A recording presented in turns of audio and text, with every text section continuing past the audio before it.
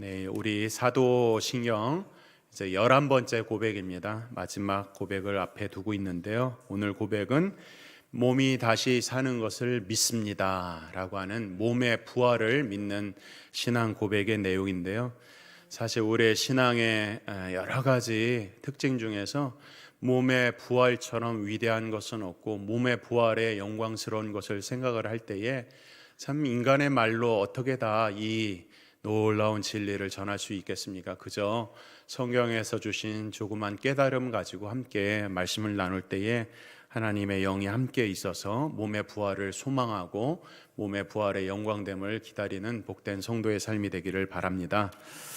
한국 교회에서 전도 여러 가지 사역 프로그램 전도법이 있는데 그 중에 하나가 이제 전도 폭발이라고 하는 것이 있습니다. 과거 한때 크게 유행을 했고 굉장히 영향력을 미쳤는데 그 이유는 뭐냐면 전도 폭발을 한 16주 정도의 과정을 하거든요. 그래서 16주를 하고 나면은 한 7분 전도의 내용을 달달달달 외웁니다. 그래서 만나면 7분 동안 혼자 막 암송을 해서 살아있는 그런 메시지를 전하는 그런 것을 한 16주 정도 훈련을 받는데요. 그 중에서 첫 번째 질문이 뭐냐면 소위 진단 질문이라고 하는 것이 있습니다. 처음 만날 때 예전에 고구마 전도이면 찔러본다 이렇게 전도하지 않습니까? 전도 폭발에서도 진단 질문이라고 하는 것이 굉장히 영향력이 있었습니다. 그 질문은 두 가지였습니다. 한 번은 뭐냐면 첫 번째는 만나는 사람은 처음 왔어요. 전도를 한단 말이에요. 그럼 당신이 만일 오늘 밤 이 세상을 떠나면 천국에 갈 확신이 있습니까? 이런 질문을 해요. 오늘 이 밤에 만약에 여러분들이 이 밤에 죽는다면 천국에 갈 확신이 있습니까? 오늘 여러분들한테도 또 물어보는 거예요. 저희 입술을 통해서 하나님께서 여러분들에게 물어보겠죠. 그럼 그 근거가 뭐냐? 이렇게 물어보는 거죠. 그럼 내가 정말 예수 그리스도의 말씀을 믿음으로 이렇게 답이 나와야 되는데 그렇지 않으면 이제 그거 가지고 이제 전도를 한단 말이에요. 죽음이라고 하는 것은 왕의 두려움이고 두려움의 왕이다 이런 말이 있습니다.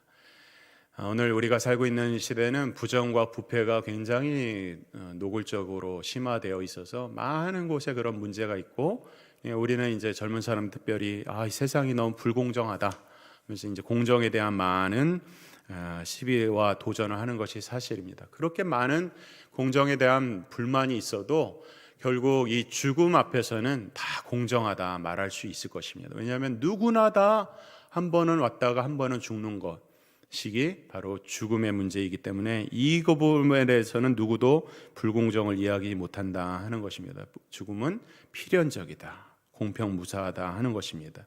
근데 문제는 뭐냐면 이 죽음 이후에 과연 어떠한 삶이 있는지에 대해서 이제 정확하게 그 죽음을 경험하고 다시 돌아와서 죽었더니 어떻게 됐더래 이렇게 말하는 사람이 없다는 것이죠. 물론 어떤 책 같은 데 보면 죽음이에요 사후의 세계를 다녀왔다 그런 말들을 하는데 그것을 믿던 안 믿던 간에 하여튼 성경에서는 그런 것은 불가능하다고 말씀을 하고 있거든요. 어쨌든 그런 가운데서 이런 죽음의 문제에 대한 딜레마를 틈탄 것이 있습니다. 그것이 바로 로마 카톨릭인데 로마 카톨릭에서는 소위 연옥이라든지 림보라고 하는 사상을 말합니다. 그래서 옛날 우리 죽었던 선조들이 가 있는 림보가 있고 또 태어나자마자 죽어서 가는 아이들의 유아 림보 이런 것들이 있다 이제 가르쳐요. 그러면서 그곳은 뭐냐면 이제 사람은 죽으면 이제 곧장 천국 내지 지옥을 가게 돼 있습니다. 하나님의 말씀의 가르침이에요. 누구도 예외가 없어요. 근데 이제 이걸 가보지를 못한 거죠. 누가 그런 얘기를 하면 정말 죽었다가 살아난 사람의 얘기를 들으면 막 이렇더라 하니까 이제 충격을 받는 것이죠. 그리고 또 우리가 믿지 않는 가정에서 누군가가 이제 세상을 떠났단 말이에요. 그러면은 우리가 장날할 때 참 마음이 아프지 않습니까? 그런데 로마 카톨릭은 죽어서 천국과 지옥으로 바로 가는 것이 아니라 중간 거처가 있다 이렇게 가르치는 거예요. 중간 거처가 있어서 그곳을 연옥이나 림보, 연옥은 지옥에 좀 가깝고 림보는 천국에 좀 가까운 곳이거든요. 그런 곳이 있다라고 가르치고 있는 것이죠. 이것을 극단적 인위성, 극단적으로 인간적으로 만든 것이다 이렇게 말을 할 수 있어요. 왜냐하면 이런 것들이 많은 영향을 미치고 있고, 지금 뭐 천주교회를 다니는 사람들이 이런 가르침을 그대로 믿고 있는 이유는 뭐냐면 죽음 이후에 대해서 누구나도 다 불확실하기 때문에 그래요. 그렇기 때문에 우리가 믿음 생활하고 있는 데 있어서 약한 고리가 있거든요. 그 약한 고리가 바로 죽음 이후의 문제거든요. 그 부분을 로마 가톨릭이 잘못된 가르침으로 족쇄를 단 것이 바로 림보나 연옥 사상이라는 것입니다. 그러면서 우리가 생각해야 되는 것은 반드시 깨달아야 되는, 오늘 부활, 몸의 부활에 대한 이야기를 하지만 몸의 부활에 있어서 가장 먼저 생각해야 되는 것은 죄와 죽음의 문제를 반드시 생각을 해야 되고, 죄와 죽음의 문제는 하나님의 말씀, 성경의 말씀 외에는, 성경을 떠나서는 결단코 누구도 죄와 죽음의 문제, 몸의 부활의 문제를 다룰 수가 없다는 것을 분명하게 해야 되는 것입니다. 그러므로 우리가 다른 곳에서 성경 외의 다른 가르침에 대해서 우리가 전혀 거들떠 볼 필요가 없는 것이죠. 그런 면에서 먼저 몸의 부활을 다루기 위해서 죄와 죽음의 문제를 다루는데, 성경은 뭐라고 합니까? 뭐라고 말씀합니까? 죄의 삭은 죽음이다 라고 분명하게 말씀을 하고 있어요. 근데 성경의 말씀은 그럼에도 불구하고 이 죄의 삭은 죽음이다 라고 하는 것을 부정하는 수많은 사람들이 있습니다. 역사적으로 자고 이래로 수많은 사람들은 죄와 죽음의 관계를 부인하려고 하는데, 대표적인 사람들이 진화론자들입니다. 진화론자들은 죄의 문제로 사람이 죽는 것이 아니라 죄가 없고 다만 조금 부족한 것이다, 전문적으로 이제 결핍이다, 이렇게 얘기를 하는 거야. 여러분들이 정신적으로 어떤 질환이 있으면은 정신병원을 찾아가면 정신과 의사들이 그러죠. 조금 뭐가 부족하다, 결핍하다, 호르몬이 부족하다, 신경계에 뭐가 부족하다, 이렇게 이야기하는 것과 거의 일반이라고 생각할 수 있는데요. 죄가 아니라 일종의 결핍이다, 이런 거예요. 근데 그 결핍은 언제 채워집니까? 스스로 채워진다는. 왜? 진화를 하니까.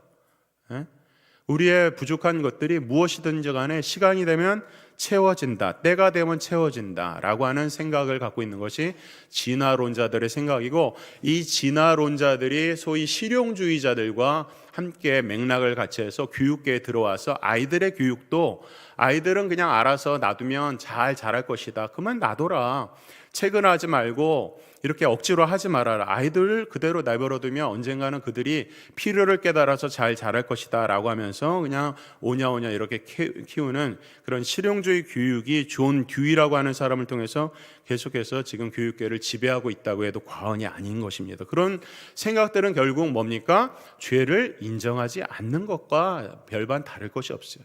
죄를 인정하지 않는 것입니다. 또 어떤 사람들은 죄를 인정하긴 하지만 죽음과 연관지어서 생각하지는 않습니다.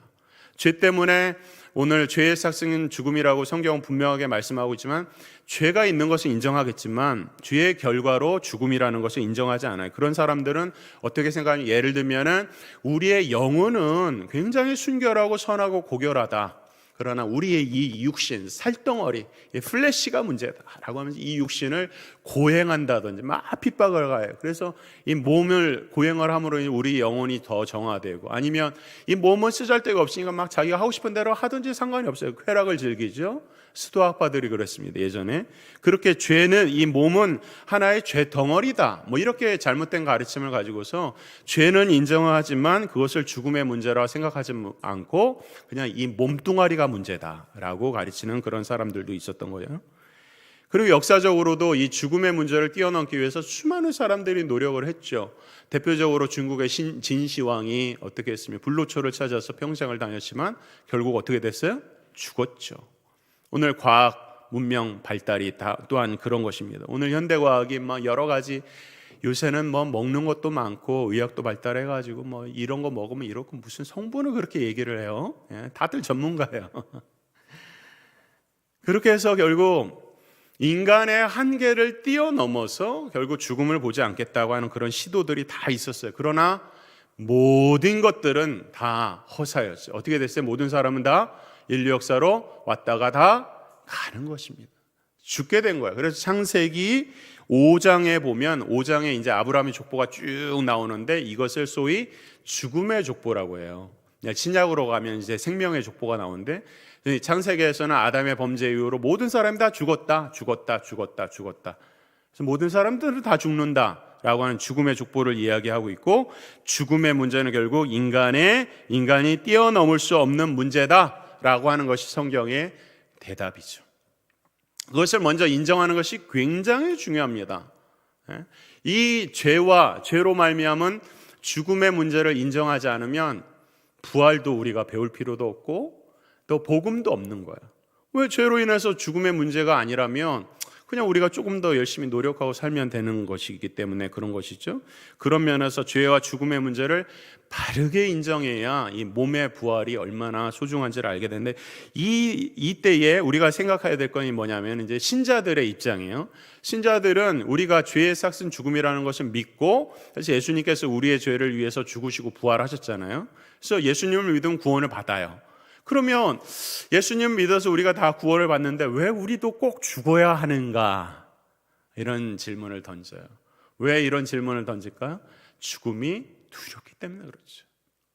예수님이 우리의 죄를 다 용서하셨는데 그냥 죽음 안 보고 그냥 천국에 가면 너무 좋을 것 같은데 우리도 다 죽는다고 말씀을 하고 있어요. 이미 우리의 죄의 싹을 예수님께서 담당하셨는데 우리도 죽는다. 왜 그렇게 해야 되는가? 그래서 누구나 다 이 죽음의 문제를 통과를 해야 되는가라고 우리 믿는 사람들의 입장에서도 질문을 할 수 있어요. 그것은 고통과 두려움 때문이죠. 어느 누구나 다 그래요. 순교의 각오를 아무리 가지고 있고 믿음이 출중하다고 하더라도 누구나 다 죽음의 문제 앞에서는 두려운 것이에요. 예전에 모래시계 최민수가 그러죠. 깡패고 정말 세상에 두려울 것 없는 사람이 이제 마지막 형장의 이슬로 사라질 때 뭐라 그래요? 나 떨고 있니? 나는 내가 떠는 게 두려워. 명대사인데 기억 안 나세요?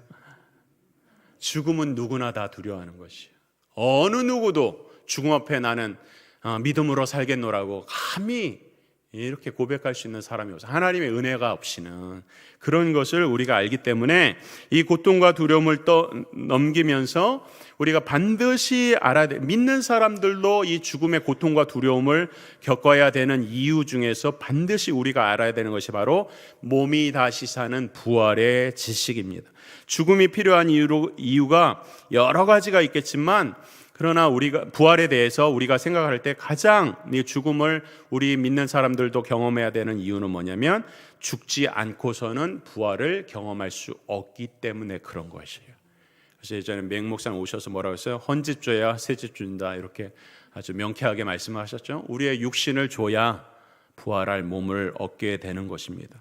우리가 당장에 죽으면 우리의 육신은 흙으로 가지만 예수님께서 우리의 죽은 몸을 어떻게 해요? 다시 살리셔서 부활의 몸으로 만드신다. 그래서 영원한 영생을 부활한 몸으로 누리게 된다. 오늘 말씀을 하고 있어요. 그래서 누구나 다 죽음을 통과해야지 부활의 영광을 맛볼 수 있기 때문에 믿는 사람도 이미 죄의 어떤 속죄를 받았지만 그럼에도 불구하고 죽음이라는 관문이 우리에게 여전히 남아있다는 것을 먼저 생각을 해야 됩니다.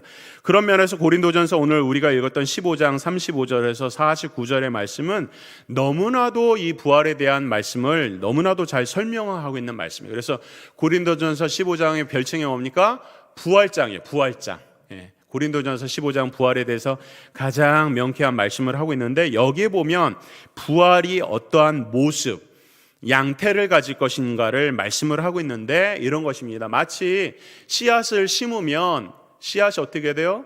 열매를 맺는 것과 똑같다 말씀하고 있어요. 우리의 부활의 몸은 마치 씨앗을 심어서 그 씨앗이 죽어서 새로운 식물이 되시지 우리의 죽은 몸이 이제 새로운 부활체가 되는 것을 말한다라고 하고 있는데 씨가 죽어서 새로운 열매를 맺는 것처럼 우리의 몸이 죽어서 부활의 몸을 얻는 것을 이제 동일하게 이야기하면서 비교를 하고 있어요. 첫 번째는 뭡니까?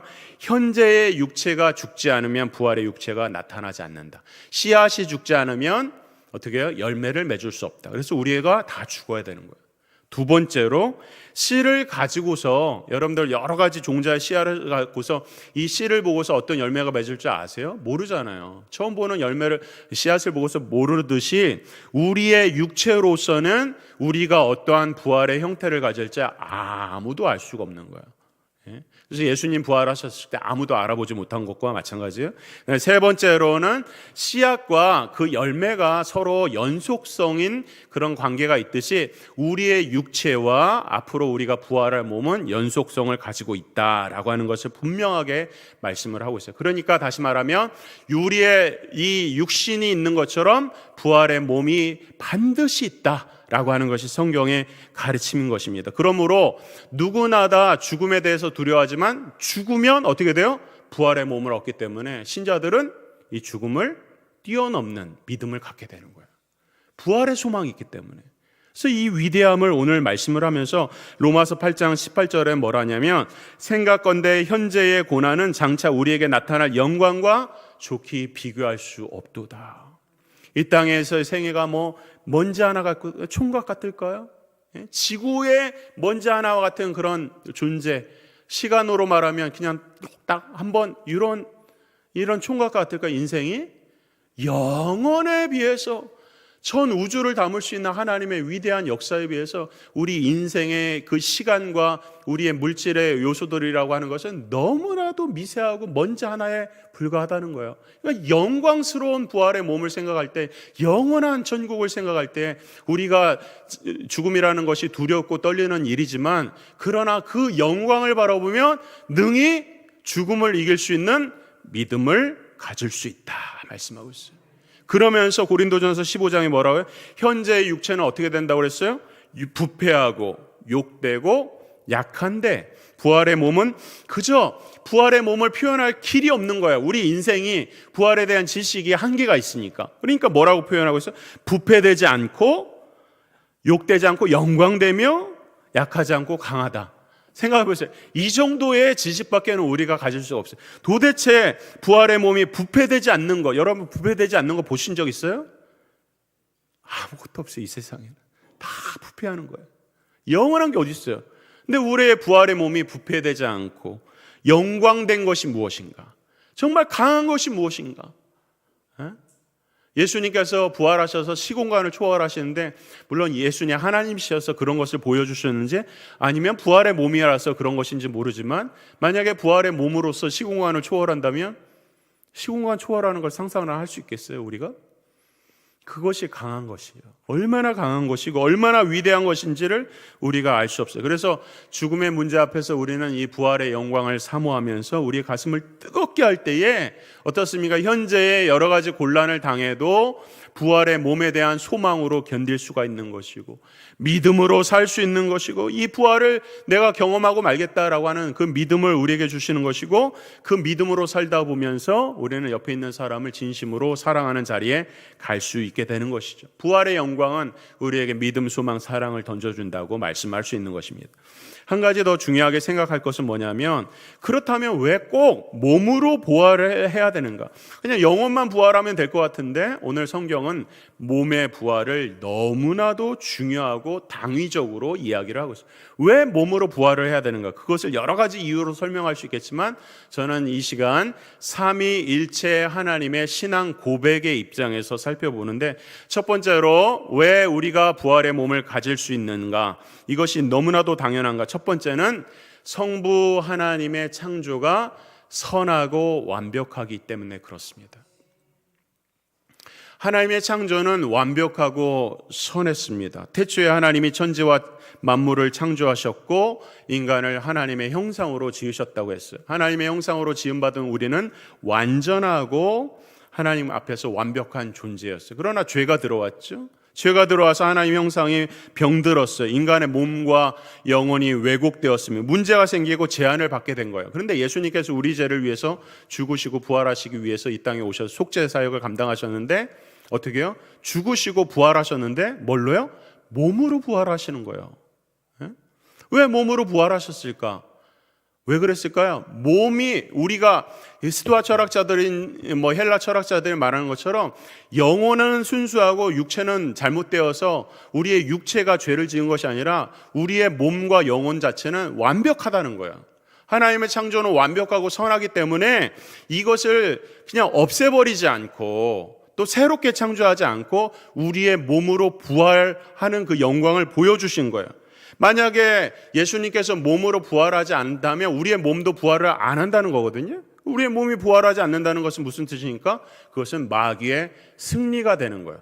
다시 말하면 우리가 몸으로 부활하지 않는다고 하는 것은 하나님의 창조 사역이 완벽하지 않다는 것을 드러내는 것입니다. 하나님의 창조가 완벽하지 않기 때문에 몸으로 죄를 졌고 그 몸을 멸함으로 하나님의 구속 사역을 이루셨다고 하는 거예요. 그러나 우리의 몸이 완벽하고 선하기 때문에 예수님께서 몸으로 부활한 것은 우리의 몸의 문제가 아니라 우리의 모든 것들이 문제였는데 예수님의 말씀으로 모든 것을 새롭게 한 것을 보여주고 있는 거예요. 그러니까 우리가 새로운 몸을 얻는 것은 하나님께서 새 창조를 하시는 거거든요. 새 창조. 인간의 악한 몸이 문제가 아니라 우리의 몸은 완벽하게 지음을 받았고 하나님의 창조는 완전하다라고 하는 이 사실이 우리의 부활이 정당하다는 것을 말씀을 하고 있어요. 두 번째로 이제는 성부 하나님에 대한 창조의 고백과 두 번째로는 부활의 몸을 가져야 되는 당위성은 예수 그리스도의 부활의 승리 때문에 그렇습니다. 이것이 놀라운 사실인데요. 예수님께서 장사되시고 사흘 만에 부활하시고 난 다음에 고린도전서 15장에 보면 뭐라고 하더냐, 부활의 첫 열매가 되셨다 말씀하셨어요. 예수님의 부활의 첫 열매가 됐으니까 우리는 그 다음 열매라는 거예요. 예수님의 부활처럼 우리의 부활을 보증하는 것이 없어요. 예수님이 첫 열매가 됐으니까 나중 열매가 있는데 나중 열매가 바로 우리가 부활할 것이다 라는 거예요. 예수님은 인간의 몸으로 오셨어요. 연약한 몸에, 우리 몸이 얼마나 연약합니까? 조금만 감기 걸리고 조금만 아파도 너무 힘든데 예수님도 똑같이 연약한 몸으로 왔을 때 죄 없이 십자가를 지시고 모든 죄에서 승리하셔서 부활의 몸을 가지셨어요. 심판의 문제에 있어서 인간의 몸에 문제가 있었다면 예수님 부활을 하지 않았을 것이고, 예수님은 지금도 부활하셔서 어떻게 해요? 영으로 계신 것이 아니라, 하나님 보좌 우편에 영으로 계신 것이 아니라 부활의 몸을 가지고서 십자가의 상흔을 가지고서 하나님 보좌 우편에서 우리를 위해서 중보하고 계신다 라고 말씀하고 있어요. 그것처럼 예수님의 부활처럼 우리의 부활을 보장하고 우리가 부활을 해야 되는 당위성을 드러내고 있는 것이 없다는 거예요. 그러므로 우리가 그냥 죽고 부활한다 할 때 몸의 부활을 상관하지 않고, 우리가 단순하게 잘못된 가르침을 많이 받아서 몸이 잘못됐다고 생각하는 그런 편견과 선입견이 있거든요. 몸은 거룩한 거예요. 하나님이 완전한 창조물이었어요. 우리의 전 인격이 죄를 짓는 것이지 몸뚱아리가, 살덩어리가 죄를 짓는 게 아니거든요. 그러면 이것을 오늘날로 적용하면 여러분들이 정신적으로 문제가 있어요. 뭐 디프레션, 뭐 우울증, 뭐 조울증 들어보셨죠? 아이들 ADD 그래서 아이들 막 돌아다니면서 문제가 있고 막 그러죠. 그러면 우린 뭐라 그래요? 뭐 알츠하이머, 뭐 여러 가지 많은 질환이 있죠. 그러면 병원 가면 뭐라 그래요? 병원에 뭐라 그래요? 병원에 우리의 영혼의 문제를 다룹니까? 병원에서 영혼의 문제를 다룹니까? 병원은 그저 호르몬이나 그냥 뇌하수체의 여러 가지 신경계 계통, 그래서 우리의 우울증을 올리고 조울증을 낮추고 그렇게 그냥 도파민 움직이는 거 그런 것으로 정신과는 치료하는 것이 전부인 거예요. 그러니까 우리가 이 세상에 속해서 하나님의 말씀에 그 하나님의 형상대로 지음받은 놀라운 존재라는 것을 알 때는 우리는 법으로도, 세상 법으로도 아직 안 써요. 왜냐하면 성경의 법이 가장 위대한 법이에요. 그럼 우리는 질병이 걸렸을 때도 그냥 정신과 찾아가서 약 먹고 치료받고 그것을 전부라고 생각을 해요. 그것이 성경에서 가르침보다 더 위대하다고 생각하고 있는지 모르겠어요. 그러나 그것은 단순하게 그냥 뇌하수체의 여러 가지 문제를 그냥 여러 가지 진단 기구를 통해서 판단할 뿐이지 우리의 영혼의 문제를 정신과 의사가 다룰 수가 없어요.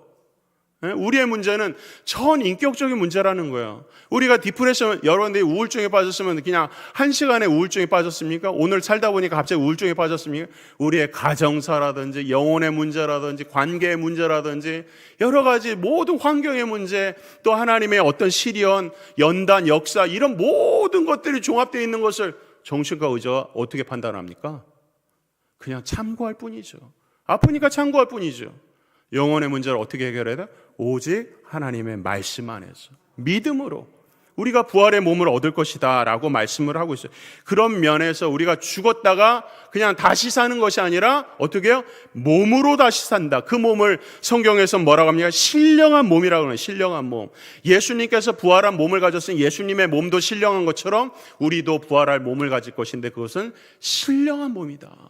이 소망으로 우리의 우울감도 이기고, 우리의 여러 가지 고난도 이기고, 다른 사람과의 관계의 문제도 이기고, 가정의 어려움도 이기는 거예요. 믿음이에요. 그것이 우리의 환경이 다 주어져서 내가 믿습니다 하는 게 아니라는 거예요. 우리가 환경이 열악하고 남들과 비교해서 너무나도 힘들고 어려워도 우리가 궁극적으로 이길 수 있는 힘이 어디에 나옵니까?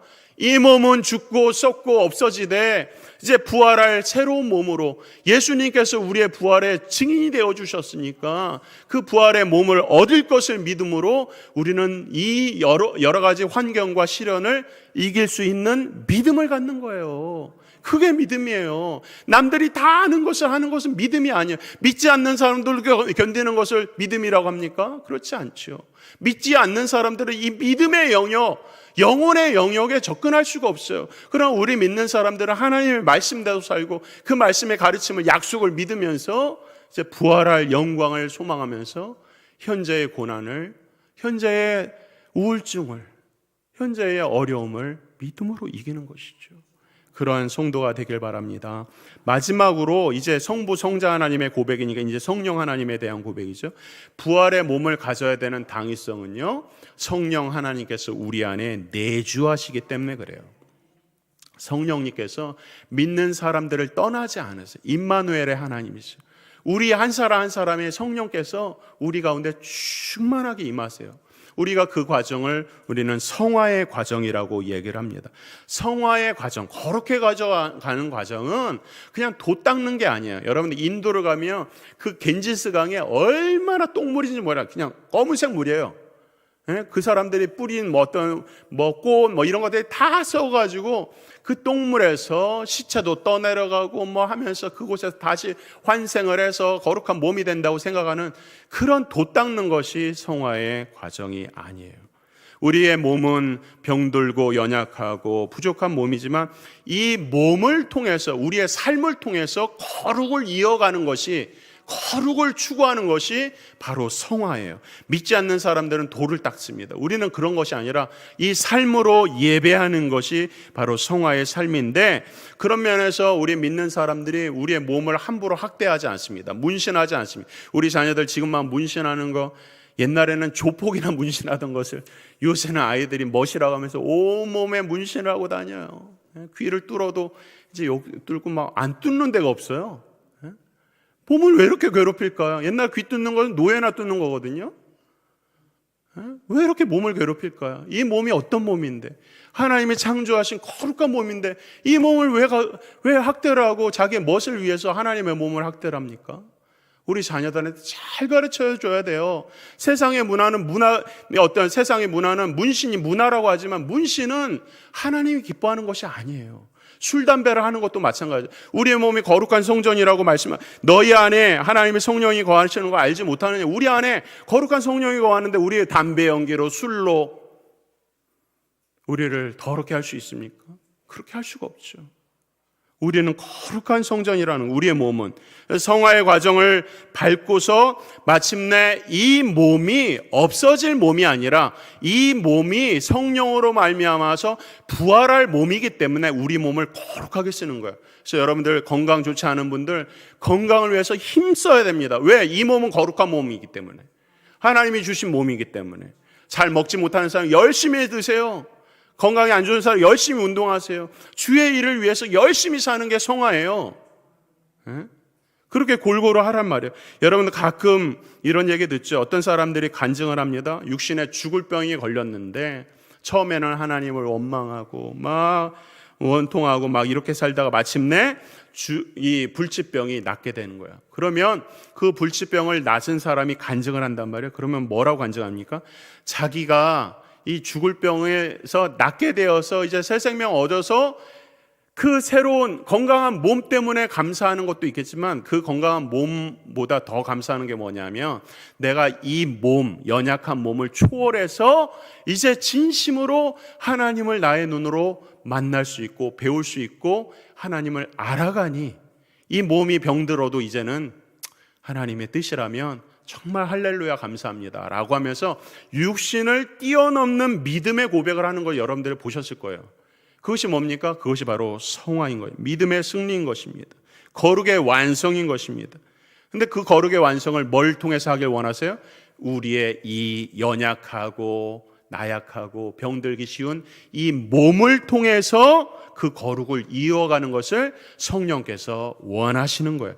로마서 8장 11절에 보면 예수를 믿는 자 가운데서 살리신 이의 영이 너희 안에 거하시면 그리스도 예수를 죽은 자 가운데서 살리신 이가 너희 안에 거하시는 그의 영으로 말미암아 너희의 죽을 몸도 살리시리라.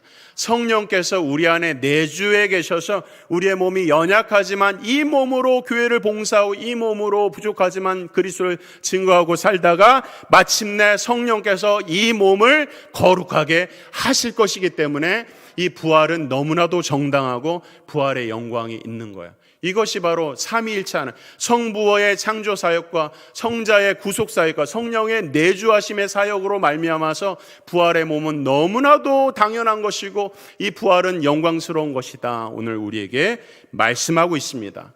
마지막 날이 오고 있습니다. 전쟁의 소문과 수많은 기근과 또 여러 가지 문제들이 온 세상에 가득해요.